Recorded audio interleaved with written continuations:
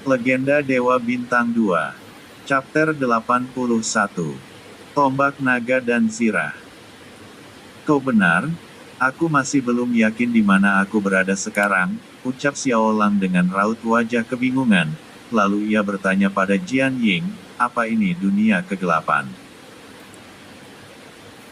Meski Xiao Lang sudah mengetahui dan sudah sangat yakin jika sekarang dia berada di dunia kegelapan, tapi ia tetap memutuskan untuk bertanya, karena bisa saja sang wanita ular sebelumnya membawanya ke dunia yang berbeda dan hanya terlihat seperti dunia kegelapan. Jadi dia memutuskan untuk bertanya agar bisa menjawab keraguannya.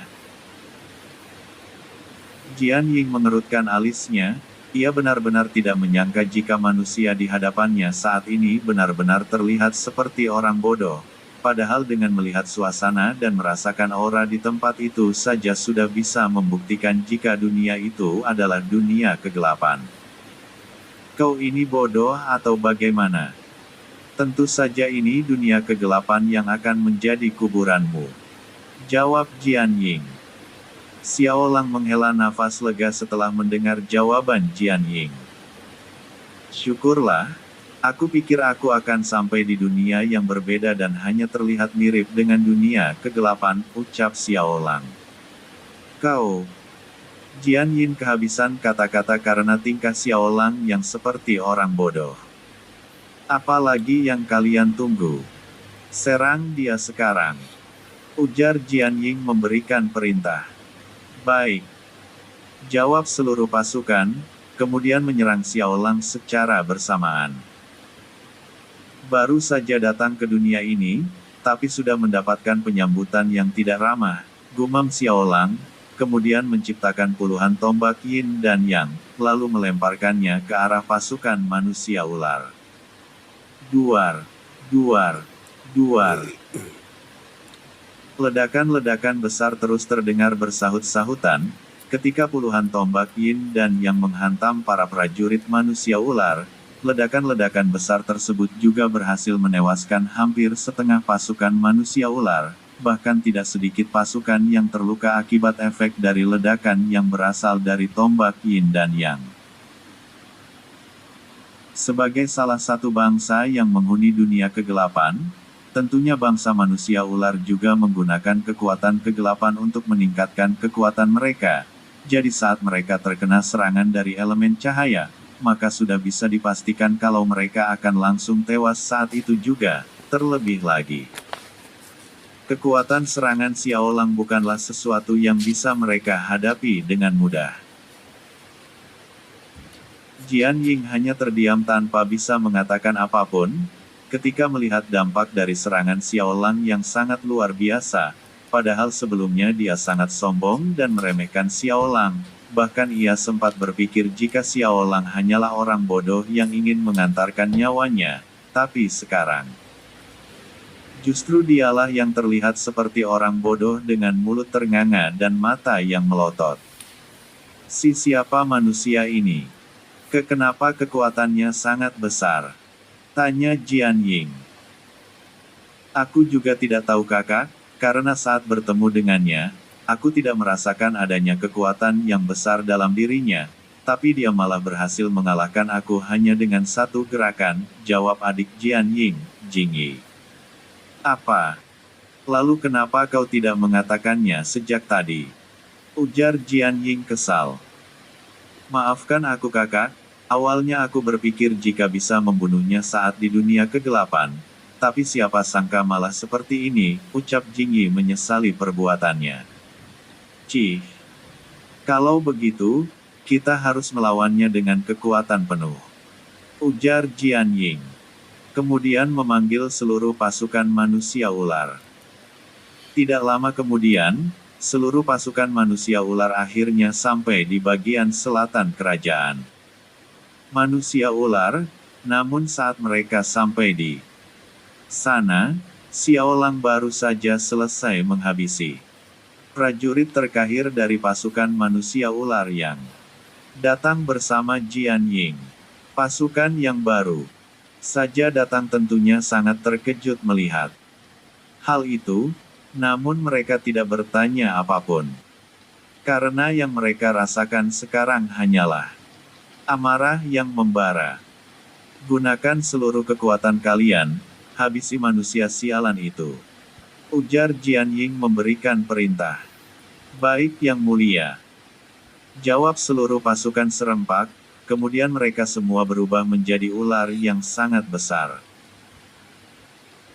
Di sisi lain, Xiao Lang yang baru saja selesai membunuh prajurit terakhir, hanya bisa menghela nafas berat setelah melihat pasukan ular raksasa di hadapannya. Meski ia bisa menghabisi mereka semuanya, tapi menghadapi pasukan ular raksasa sebanyak itu pastinya akan sangat merepotkan.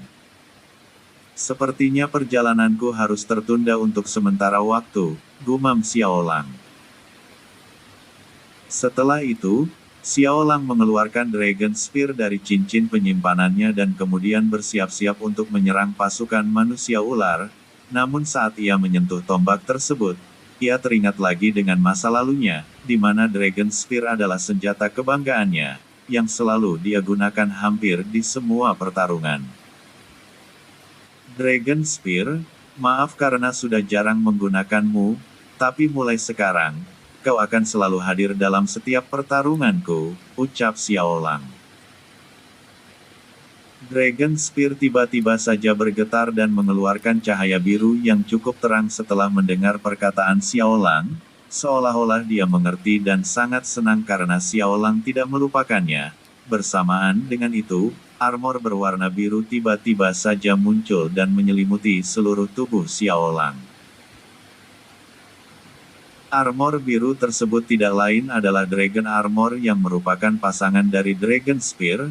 Biasanya Dragon Armor akan muncul saat Xiao Lang menggunakan kekuatan darah naga, atau saat dia ingin menggunakan armor tersebut, tapi kali ini berbeda, karena Dragon Armor muncul dengan sendirinya, seolah-olah terpanggil oleh Dragon Spear. Hahaha. Tombak naga, sirah naga, kalian benar-benar membuatku teringat dengan masa lalu. Ujar Xiao Lang, kemudian melesat terbang ke udara. Wush.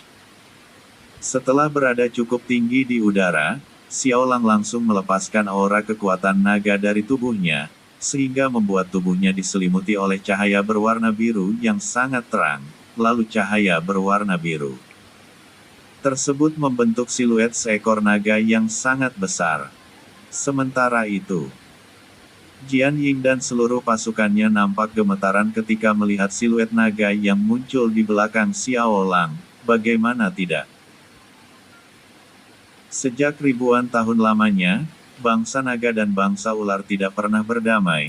Keduanya selalu memperebutkan kekuasaan dan terus berperang untuk saling memusnahkan satu sama lain. Tapi sampai saat ini bangsa ular tidak pernah berhasil menang dari bangsa naga yang agung. Sial, ternyata dia adalah bangsa naga, pantas saja kekuatannya sangat dahsyat. Ujar Jian Ying. Yang mulia, apa yang harus kita lakukan sekarang? Tanya salah seorang prajurit. Sudah tidak ada jalan lain, kita tetap harus membunuhnya, meski dia adalah bangsa naga. Tapi dia hanya sendirian. Jawab Jian Ying. Baik yang mulia. Jawab seluruh pasukan, kemudian mereka menyerang Xiao Lang dengan menyemburkan racunnya. Xiao Lang yang sedang melayang di udara, kemudian melesat turun dengan kecepatan tinggi sambil terus menghindari serangan racun dari pasukan bangsa ular. Lalu setelah hampir mencapai tanah, Xiao Lang melemparkan tombak naga ke tengah-tengah pasukan bangsa ular. Duar. Chapter 82.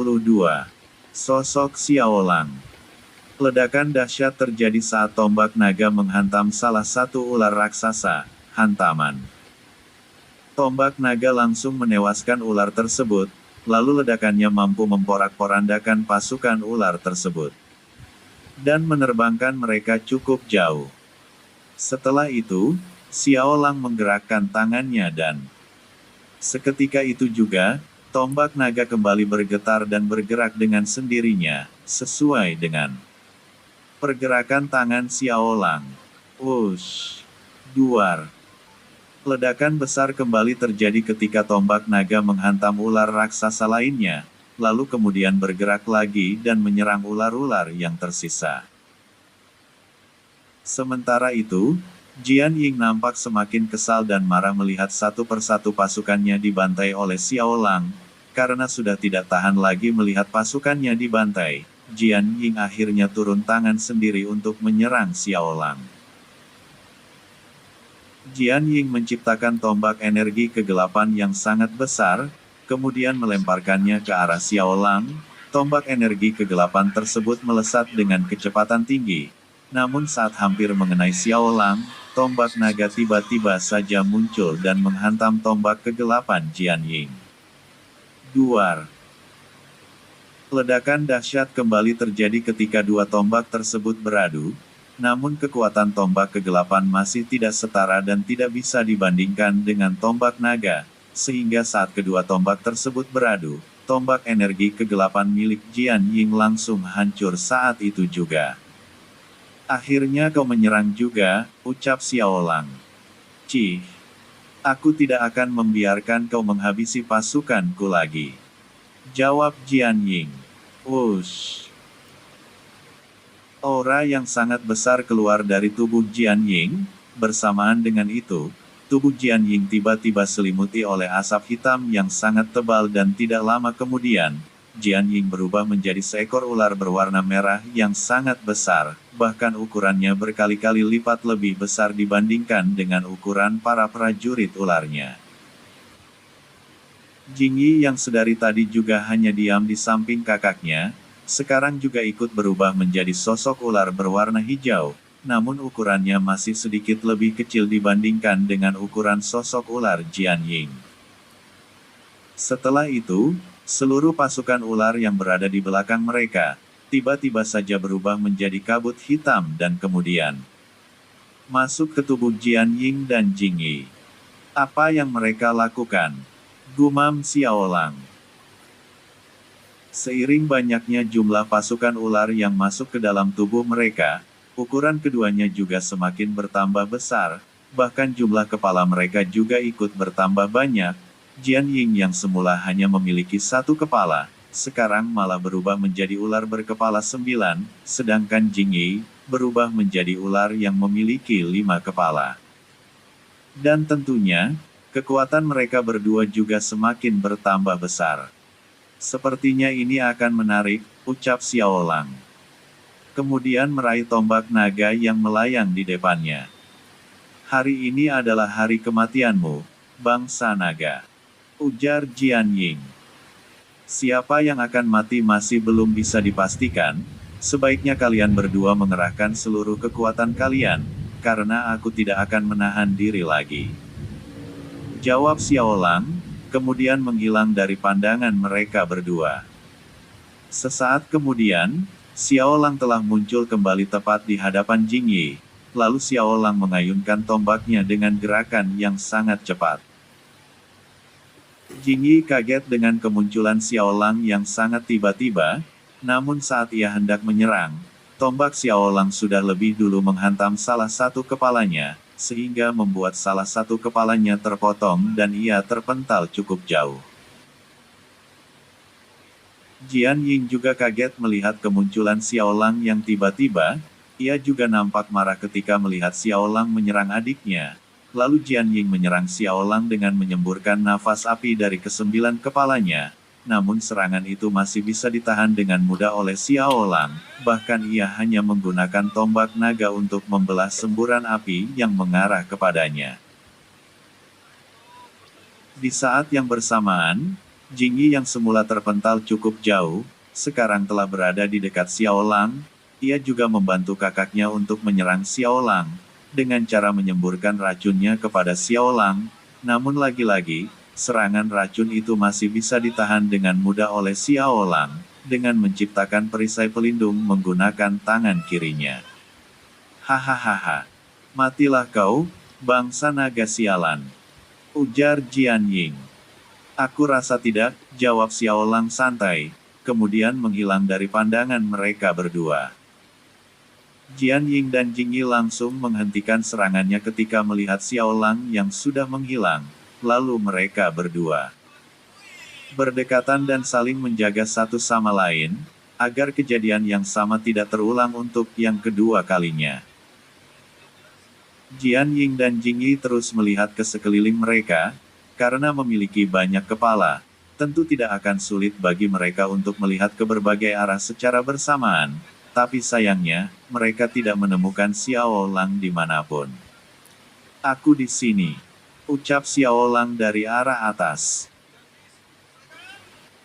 Jian Ying dan Jing Yi kemudian mengarahkan kepala mereka ke atas bersamaan, tapi bukannya menemukan Xiao Lang, mereka malah menemukan ratusan tombak cahaya yang sedang melesat turun dengan kecepatan tinggi ke arah mereka. Keduanya nampak kaget dan berusaha untuk lari dari tempat tersebut. Namun secepat apapun mereka melarikan diri, tombak cahaya Xiao Lang masih jauh lebih cepat dibandingkan mereka berdua. Wush! Duar! Ledakan yang sangat dahsyat terjadi saat ratusan tombak cahaya menghantam tubuh Jian Ying dan Jing Yi. Hantaman dari ratusan tombak cahaya tidak hanya menimbulkan ledakan yang sangat dahsyat, tapi ratusan tombak itu juga berhasil melukai kedua ular raksasa tersebut dengan sangat parah, bahkan kepala mereka juga telah terpotong oleh hantaman ratusan tombak tersebut. Tidak lama kemudian, kedua ular raksasa yang tergeletak di tanah tersebut tiba-tiba saja menghilang dan hanya menyisakan para pasukan manusia ular yang telah mati, tapi tidak dengan Jian Ying, karena ia masih berhasil bertahan hidup. Namun dengan luka yang sangat parah di sekujur tubuhnya, bisa dikatakan jika kematian Jian Ying hanya tinggal menunggu waktu saja. "Aku tidak menyangka jika kau masih bisa bertahan dari seranganku," ucap Xiao Lang yang tiba-tiba saja muncul di samping Jian Ying. "Siapakah kau sebenarnya?" tanya Jian Ying terbata-bata. "Bukankah kau sudah tahu siapa aku? Bahkan tadi kau menyebutku sebagai bangsa naga, lalu kenapa sekarang kau malah bertanya?" Jawab Xiao Lang. Tidak, aku yakin kau bukan bangsa naga, karena bangsa naga tidak memiliki kekuatan cahaya, ucap Jian Ying. Xiao Lang menghela nafas panjang, ia kemudian berjongkok di depan Jian Ying. "Kau benar, kekuatan naga yang kau lihat hanyalah salah satu dari kekuatanku," jawab Xiao Lang, kemudian menyentuh dahi Jian Ying. Seketika itu juga, Jian Ying tiba-tiba saja berada di sebuah tempat yang mirip seperti ruang hampa yang tidak terbatas, kemanapun matanya memandang, hanya ada kegelapan yang dihiasi oleh jutaan cahaya kecil yang mirip seperti bintang. Tidak lama kemudian, Jian Ying melihat 5 bintang yang bersinar sangat terang, lalu dari sekian banyak bintang ada satu bintang yang paling besar dan bercahaya paling terang. Jian Ying nampak kebingungan melihat pemandangan yang ada di depannya, karena ia sama sekali tidak mengerti dan tidak tahu di mana dia berada sekarang. Tapi sesaat kemudian, Jian Ying melihat sosok Xiao Lang yang berdiri di tempat bintang yang paling besar dan bercahaya paling terang sebelumnya. Bersamaan dengan munculnya sosok Xiao Lang, jutaan cahaya kecil seperti bintang yang menghiasi tempat tersebut tiba-tiba saja menjadi semakin terang. Setelah itu, kesadaran Jian Ying kembali ke tubuhnya lagi, namun seketika itu juga, tubuh Jian Ying tiba-tiba saja bergetar, karena rasa takut yang menyelimuti seluruh tubuhnya. "Ya yang mulia, penguasa. Hamba mohon, ampuni kesalahan hamba," ucap Jian Ying.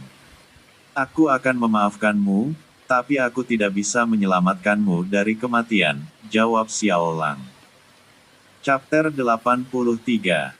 Tiba di kerajaan bangsa iblis. Baik, yang mulia. Tetapi hamba mohon, tolong jangan bunuh seluruh bangsa ular dan sebagai gantinya, ambillah jiwa hamba, yang mulia, ucap Jian Ying. "Aku tidak."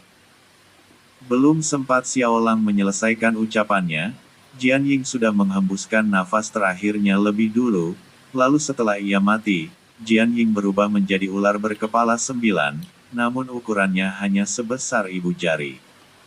"Apa kau jiwa Jian Ying?" tanya Xiao Lang. Ular kecil berkepala 9 itu mengangguk, lalu menundukkan kepalanya sebagai rasa hormatnya kepada Xiao Lang. Setelah itu, ia menghampiri Xiao Lang dan kemudian berubah menjadi cincin berwarna merah yang dihiasi oleh 9 permata. Melihat hal itu, Xiao Lang tidak bisa untuk tidak menggelengkan kepalanya, padahal ia tidak ingin mengambil jiwa Jian Ying, tapi siapa sangka Jian Ying malah menyerahkan jiwanya sendiri. "Sebenarnya aku tidak menginginkan jiwamu, tapi karena kau sudah menyerahkannya sendiri, maka aku tidak akan menolaknya, tapi kau tidak akan bersamaku, melainkan akan menjadi penjaga putriku, Ling Ling," ucap Xiao Lang, kemudian mengambil cincin merah tersebut, lalu menyimpannya.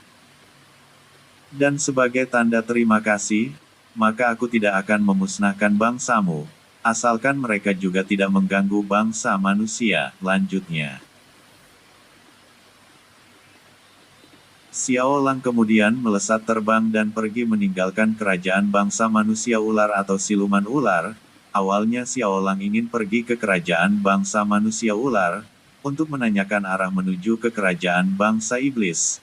Tapi setelah memikirkan beberapa hal yang mungkin akan terjadi, Xiao Lang akhirnya memutuskan untuk mengandalkan dirinya sendiri, lagi pula ia sekarang sudah berada di dunia kegelapan.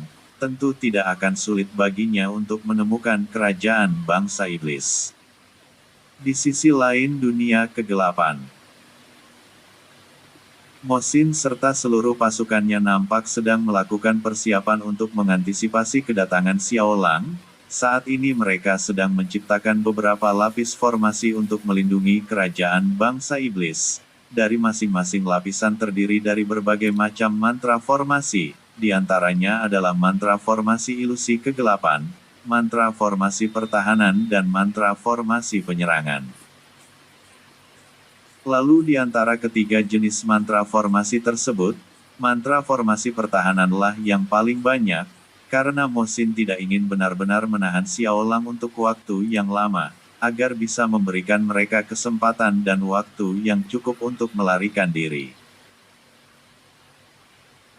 Tapi yang tidak mereka ketahui adalah, Xiao Lang juga merupakan master formasi yang sangat hebat dan sebagai pengguna kekuatan kegelapan, tentunya Xiao Lang juga sangat ahli dalam berbagai mantra formasi ilusi yang menggunakan kekuatan kegelapan.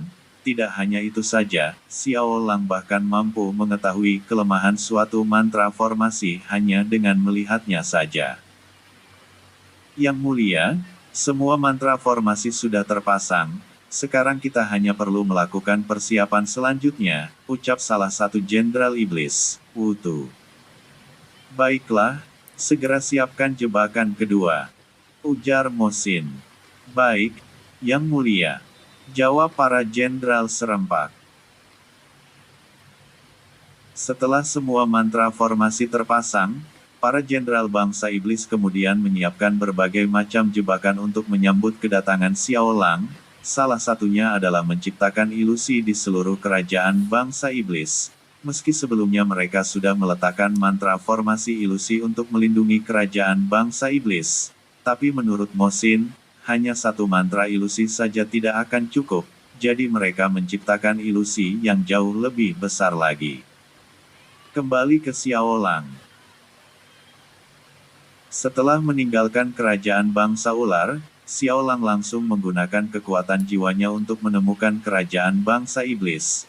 Lalu ia juga menggunakan kekuatan elemen cahaya agar lebih mudah menemukan kerajaan bangsa iblis. Karena kekuatan elemen cahaya adalah kekuatan yang berlawanan dengan elemen kegelapan, jadi pastinya akan ada perlawanan saat kedua kekuatan tersebut bertemu. Xiao Lang kemudian menciptakan sebuah bola energi kecil dari kekuatan elemen cahaya dan tidak lama kemudian, bola energi tersebut tiba-tiba saja melesat terbang ke arah samping kanan Xiao Lang. Lalu setelah itu, Xiao Lang langsung terbang mengikuti bola energi kecil tersebut. Meski masih belum mengetahui tujuan bola energi tersebut, tapi Xiao Lang sangat yakin jika bola energi tersebut akan membawanya ke kerajaan bangsa iblis. Setelah melesat terbang selama hampir setengah jam, bola energi tersebut akhirnya berhenti di sebuah tempat yang kosong. Jangankan kerajaan bangsa iblis, bahkan satu iblis pun tidak ada di tempat tersebut. Xiao Lang kebingungan melihat pemandangan kosong di bawahnya. Ia bahkan berpikir jika bola energi cahaya telah membawanya ke tempat yang salah. Namun saat Xiao Lang hendak berbalik dan pergi meninggalkan tempat tersebut, ia tiba-tiba saja merasakan kekuatan energi dan aura kematian yang sangat besar. Di dunia kegelapan memang sangat tidak asing dengan yang namanya energi kegelapan ataupun aura kematian. Tapi jika dalam jumlah yang sangat besar dan hanya di satu tempat saja, maka sudah bisa dipastikan jika ada sesuatu di tempat tersebut. Sepertinya ada yang aneh dengan tempat ini, gumam Xiao Lang, kemudian menggunakan teknik mata bintang. Pupil mata Xiao Lang yang berwarna perak nampak sedikit bercahaya ketika ia menggunakan teknik mata bintang. Bersamaan dengan itu, Xiao Lang juga mampu melihat apapun yang tersembunyi dengan matanya. Dan benar saja, di bawahnya saat ini terdapat sebuah kerajaan yang sangat besar, yang tidak lain adalah kerajaan bangsa iblis. Pantas saja aku tidak menemukan apapun di sini, ternyata sudah dilindungi oleh mantra formasi ilusi, gumam Xiao Lang.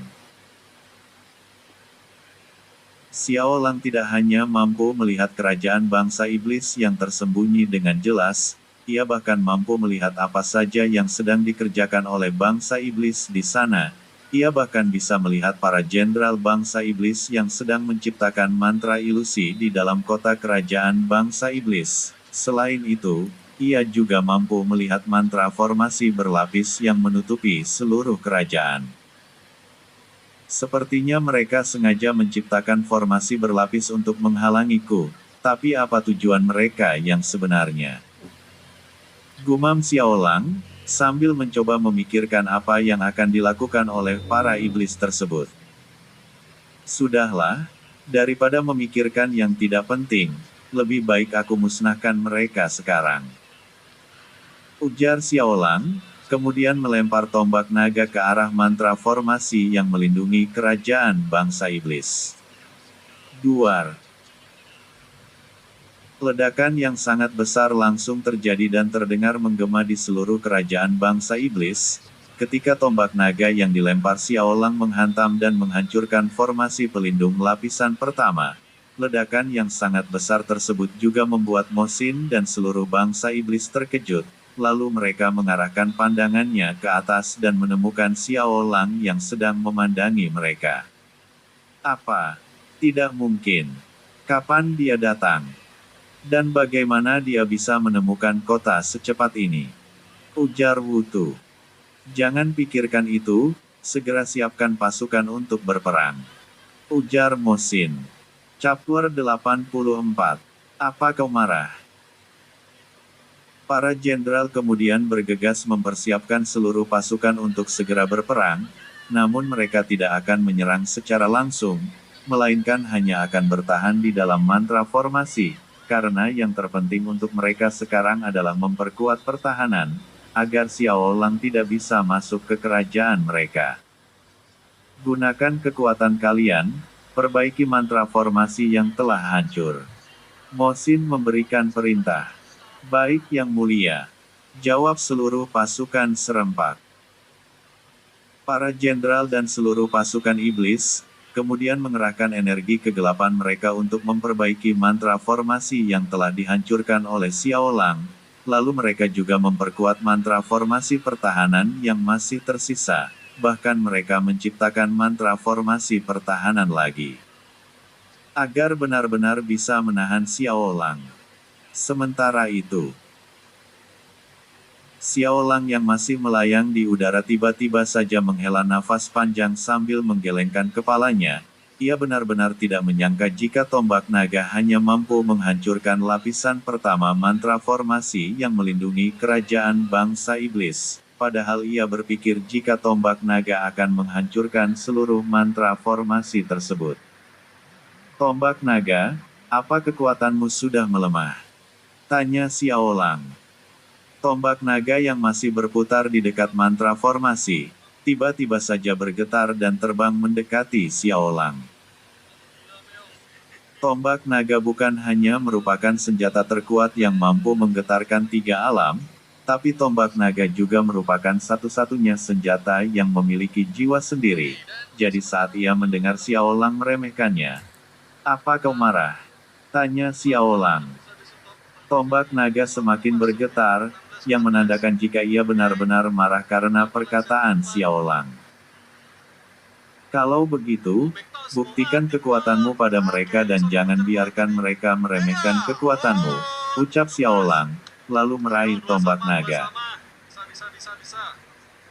Xiaolang kemudian memutar tombak naga dengan kedua tangannya, lalu memainkan tombak naga dengan gerakan yang sangat indah, bahkan gerakan Xiaolang saat memainkan tombak naga terlihat seperti ia sedang menari dengan tombak tersebut. Meski demikian, gerakan yang dilakukan oleh Xiaolang bukanlah gerakan biasa, melainkan sebuah jurus yang telah lama tidak ia gunakan. Kilatan cahaya berwarna biru terlihat mengikuti setiap ayunan tombak Xiaolang, kemudian cahaya biru tersebut membentuk seperti garis-garis yang saling berhubungan, hingga akhirnya membentuk seekor naga berwarna biru yang sangat besar. Lalu ketika Xiaolang menghentikan gerakannya, naga biru tersebut tiba-tiba bergerak mengelilingi Xiaolang. Setelah bertahun-tahun lamanya, akhirnya aku menggunakan jurus ini lagi, gumam Xiaolang. Kemudian menggerakkan tombaknya ke arah formasi pelindung. Seketika itu juga, naga biru yang semua hanya berputar-putar mengelilingi Xiaolang, langsung terbang dengan kecepatan tinggi menuju ke mantra formasi yang melindungi kerajaan bangsa iblis. Di sisi lain, gerakan jurus Xiaolang serta naga yang tercipta dari setiap gerakannya, membuat Mo Xin teringat akan sesuatu yang pernah menggetarkan dunia kegelapan. Meski agak sedikit ragu, tapi ia sangat yakin jika pernah mendengar tentang tombak serta armor yang melekat pada tubuh Xiaolang. Setelah berpikir cukup lama, Mo Xin akhirnya berhasil mengingat tombak dan armor tersebut, tapi semuanya sudah terlambat dan tidak ada gunanya sama sekali. Tidak salah lagi, tombak itu adalah tombak naga, ujar Mo Xin. Duar. Ledakan yang sangat dahsyat terjadi ketika naga yang tercipta dari jurus Xiaolang menghantam mantra formasi. Meski hanya berbentuk cahaya, namun kekuatan yang dimiliki naga tersebut benar-benar sangat besar, belum lagi ditambah dengan kekuatan Xiaolang yang sekarang. Tentunya jurus yang ia gunakan bukanlah sesuatu yang bisa dipandang dengan sebelah mata. Sehingga hanya dengan satu hantamannya saja, mantra formasi berlapis yang diciptakan oleh bangsa iblis langsung hancur saat itu juga. Karena sudah terlanjur, maka kita hancurkan saja pemuda sialan itu bersama-sama, ujar Mo Xin. Seluruh pasukan bangsa iblis berteriak dengan kencang, lalu mereka semua melesat terbang ke arah Xiaolang dan bersiap-siap untuk menyerangnya. Xiaolang yang sedang melayang di udara tentunya tidak ingin diam saja, ia juga melesat turun dengan kecepatan tinggi ke arah para iblis. Sebelum mencapai pasukan bangsa iblis, Xiaolang memutar tombak naga dan kemudian melemparnya ke bawah. Wush! Duar! Tombak naga melesat dan menghantam salah satu iblis di depannya, sehingga menciptakan ledakan yang sangat besar dan berhasil menewaskan puluhan bangsa iblis. Namun ledakan besar tersebut tidak bisa menghentikan para iblis. Mereka bahkan tidak menghiraukan teman-temannya yang telah mati akibat ledakan yang diciptakan oleh tombak naga. Tidak lama kemudian, Xiaolang menggerakkan tangannya dan seketika itu juga, tombak naga langsung terbang kembali mendekatinya dan di saat yang bersamaan, pasukan iblis juga telah tiba di dekatnya, bahkan ada yang sudah menyerang Xiaolang, namun serangan mereka berhasil ditahan oleh Xiaolang dengan menggunakan tombak naga. Setelah itu, Xiaolang mengibaskan tombaknya ke samping, sehingga membuat para iblis yang menyerangnya terpental.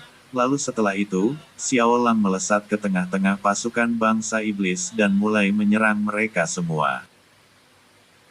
Sama seperti sebelumnya, Xiaolang juga memainkan gerakan indah saat melakukan serangan. Akan tetapi, gerakan yang sangat indah tersebut justru terlihat mengerikan dan mematikan bagi bangsa iblis. Wush! Saat Xiaolang sedang fokus menyerang pasukan bangsa iblis, serangan energi kegelapan tiba-tiba saja melesat ke arahnya dengan kecepatan tinggi. Namun serangan tersebut berhasil dihindari oleh Xiaolang dengan mudah. Ia bahkan tidak menoleh sedikit pun saat menghindari serangan tersebut dan tidak berhenti menyerang pasukan iblis di dekatnya. Cih, ternyata seranganku gagal. Ujar Niuma kesal. Apa kau lupa kalau dia adalah kultivator cahaya? Menyerangnya secara diam-diam dengan energi kegelapan tidak akan berguna sama sekali, jawab Yuan Gui. Lalu, apa kau punya solusi lain? Tanya Niuma.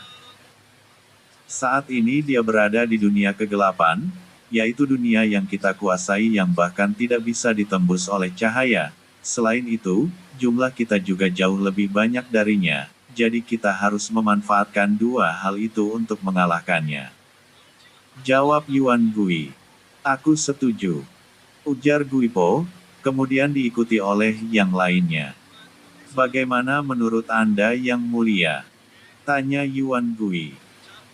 Keadaan kita sedang genting sekarang, jadi aku tidak punya waktu untuk berpikir. Lakukan saja apa yang kalian suka asalkan bisa menyelamatkan bangsa kita. Jawab Mosin. Baik, yang mulia. Jawab keenam jenderal serempak.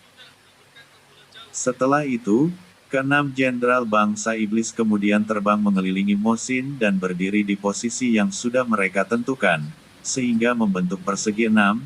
Berikutnya keenam jenderal tersebut menciptakan segel tangan yang cukup rumit.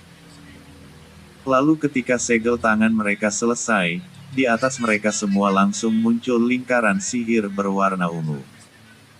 Formasi kegelapan, pengorbanan jiwa. Ujar keenam jenderal serempak. Chapter 85. Ledakan dahsyat. Setelah itu, di atas Mosin muncul sebuah pusaran hitam yang cukup besar, lalu pusaran hitam tersebut menyerap jiwa serta kekuatan para jenderal satu persatu sampai tidak tersisa seorang pun. Meski telah menyerap jiwa dan kekuatan para jenderal, tapi pusaran hitam tersebut masih belum berhenti. Ia bahkan juga menyerap jiwa dan kekuatan pasukan bangsa iblis. Xiaolang yang sedang bertarung dengan beberapa pasukan, tiba-tiba saja menghentikan serangannya ketika ia merasakan sesuatu yang aneh. Ia kemudian menoleh ke arah Mosin serta para jenderal iblis yang sedang menyaksikan pertarungan. Namun anehnya, Xiaolang tidak menemukan keberadaan para jenderal iblis di sana, padahal sebelumnya ia masih bisa merasakan keberadaan keenam jenderal tersebut. Apa yang terjadi? Tanya Xiaolang dalam hatinya. Di sisi lain, setelah menyerap seluruh jiwa dan kekuatan bangsa iblis, pusaran hitam tersebut akhirnya berhenti menyerap dan perlahan-lahan mulai mengecil, hingga kemudian menjadi sebuah benda berbentuk seperti pil sebesar jari kelingking dan berwarna hitam. Meski ukurannya sangat kecil, tapi aura yang keluar dari pil tersebut sangatlah besar, bahkan energi kegelapan yang terkandung di dalamnya juga sangat luar biasa besar. Mosin terdiam sejenak, wajahnya tertunduk seperti seseorang yang sedang putus asa, namun tidak lama kemudian, ia mengeluarkan tawa yang sangat mengerikan, yang bahkan mampu membuat orang-orang bergidik ketakutan karena tawanya tersebut, tapi tidak dengan Xiaolang, ia justru masih terlihat santai, ia juga terlihat sedang mengawasi Mosin, karena penasaran dengan apa yang akan terjadi selanjutnya. Memiliki senjata serta zirah yang kuat dan tak terkalahkan, sebelumnya aku bertanya-tanya siapa kau sebenarnya. Tapi sekarang aku baru menyadarinya, ternyata kau adalah manusia yang mampu mengguncangkan alam semesta. pantas saja kau bisa memusnahkan bangsaku dengan mudah, ucap Mo Xin. Tapi itu bukanlah masalah lagi bagiku, karena dengan pengorbanan bangsaku, aku pasti akan melenyapkanmu. Lanjutnya, kemudian meraih pil hitam tersebut, lalu memakannya. Wush! Aura kegelapan yang sangat dahsyat keluar dari tubuh Mo Xin dan seketika itu juga, ledakan energi yang sangat dahsyat juga terjadi dari tubuhnya. Tidak lama kemudian, tubuh Mo Xin semakin membesar, wujudnya juga perlahan-lahan mulai berubah. Seluruh tubuh Mo Xin seperti berubah menghitam menjadi seperti bayangan, wajahnya juga berubah menjadi seperti tengkorak dengan 2 tanduk besar di kepalanya, lalu di punggungnya tumbuh sepasang sayap hitam yang sangat besar. Ternyata begitu. Kau menggunakan jiwa dan kekuatan seluruh bangsamu untuk meningkatkan kekuatanmu sendiri, benar-benar keji. Ucap Xiaolang. Hahaha. Kami bangsa iblis memang keji, tapi semuanya tidak akan sia-sia setelah aku membunuhmu.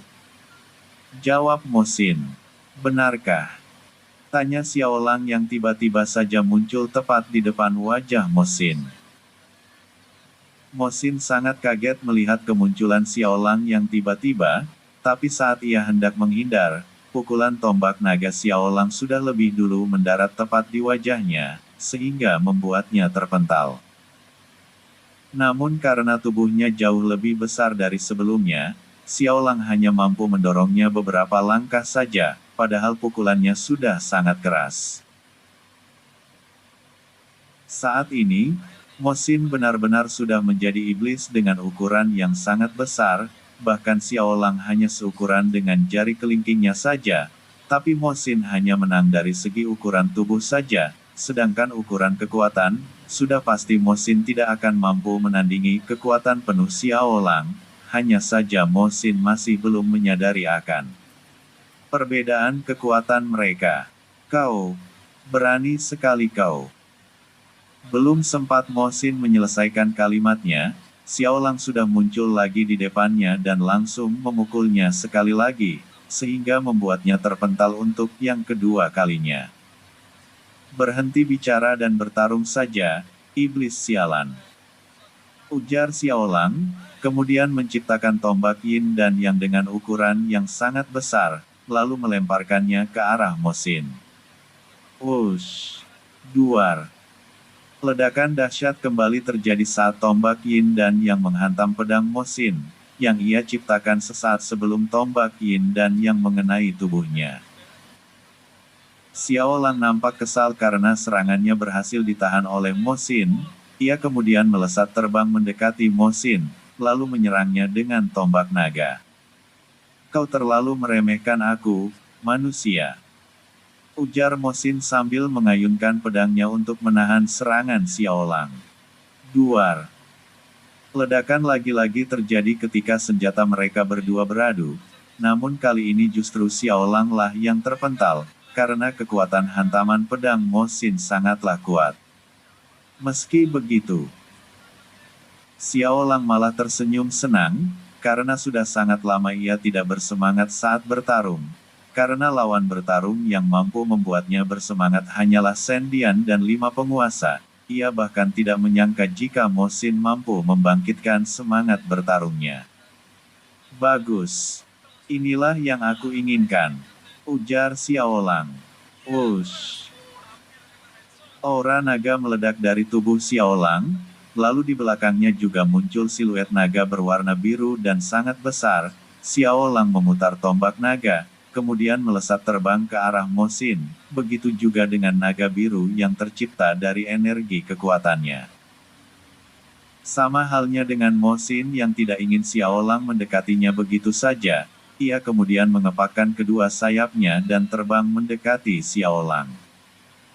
Setelah merasa cukup dekat, Mo Xin kemudian mengayunkan pedang besarnya ke arah Xiaolang. Namun serangannya berhasil dihindari dengan mudah oleh Xiaolang, begitu juga dengan naga biru yang mengikutinya dari belakang, bahkan naga biru tersebut berhasil melilit tubuh Mosin dan membuatnya terjatuh ke tanah. Xiao Lang tentu saja tidak ingin menyia-nyiakan kesempatan tersebut. Ia kemudian menciptakan teratai semesta sebesar kepalan tangan, lalu melemparkannya pada Mosin. DHUAARRRRRR. Ledakan yang sangat dahsyat terjadi ketika teratai semesta kecil tersebut menghantam tubuh Mosin. Ledakan yang sangat dahsyat tersebut juga menimbulkan gelombang udara yang sangat besar yang berhasil meratakan kerajaan bangsa iblis, serta menyebabkan guncangan yang sangat kuat, bahkan guncangannya sampai terasa ke kerajaan bangsa manusia ular, padahal jarak antara kedua kerajaan tersebut cukup jauh. Dan terakhir, ledakan dahsyat tersebut juga meninggalkan bekas berbentuk kawah yang sangat besar dan sangat dalam. "Ternyata kau belum mati," ucap Xiao Lang. Di dalam kawah raksasa yang tercipta karena ledakan, Mosin nampak sedang berusaha untuk bangkit, namun seluruh tubuhnya sudah dipenuhi oleh luka yang sangat parah. Kedua sayap serta tangan kanannya hancur, pedang besarnya juga ikut hancur saat ia berusaha menahan teratai semesta, lalu kaki kirinya juga hancur sebagian. Dan tidak lama kemudian, tubuhnya perlahan-lahan mengecil hingga kembali seperti semula. Aku masih belum kalah," ucap Mosin. "Sayangnya kau salah," jawab Xiao Lang, kemudian menyerang Mosin dengan kekuatan elemen cahaya. Bersambung. Chapter 86. Bayangan Hitam.